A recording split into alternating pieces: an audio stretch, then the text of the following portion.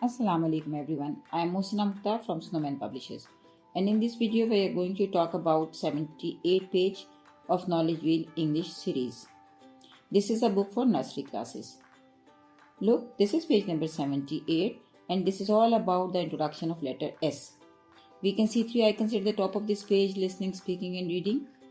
Two QR codes, storytelling and phonics. और हम इसको स्कैन करते हैं तो स्टोरी वीडियो और phonics की वीडियो तक एक्सेस कर पाते हैं. The objectives of page are: recognize and differentiate between capital S and small s, learn new vocabulary words start with S, develop listening and comprehension skills through storytelling, and practice sight reading and pronunciation of S words. तो आपको जो है ये मालूम है कि हम letter के इंट्रोडक्शन के लिए स्टोरी टेलिंग और साइट रीडिंग का मेथड यूज कर रहे हैं.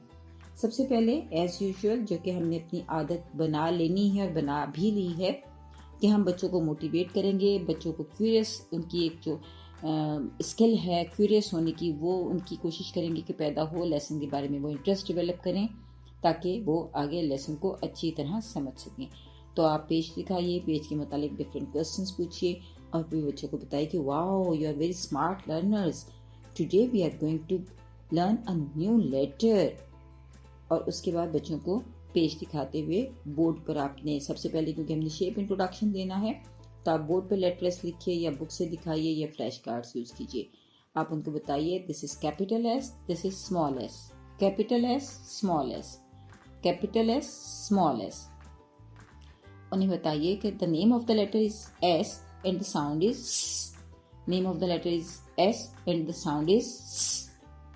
तो बच्चों को 3-2 मेथड के तहत कम से कम 3 मरतबा आप उनकी लिसनिंग करवाइए और 2 टाइम्स उनकी स्पीकिंग करवाइए और उनको बताइए कि ये जो शेप में ये दोनों लेटर्स मुख्तलिफ होते हैं, स्मॉल और capital, but the name and the sound is same.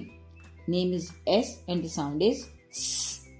तो आप बच्चों को ये बताते हुए जब आप फिंगर को अपने एस पर रखिए और मूव कीजिए कि big S and small S look like a snake. They have a curvy shape.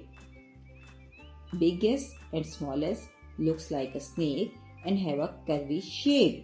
और इसमें आप ट्रेस कीजिए. जब आप बच्चों को ये सामने अपनी फिंगर को मूव करेंगे तो बच्चे आपकी फिंगर की मूवमेंट को स्कैन करते हुए उसकी लेटर शेप को समझेंगे.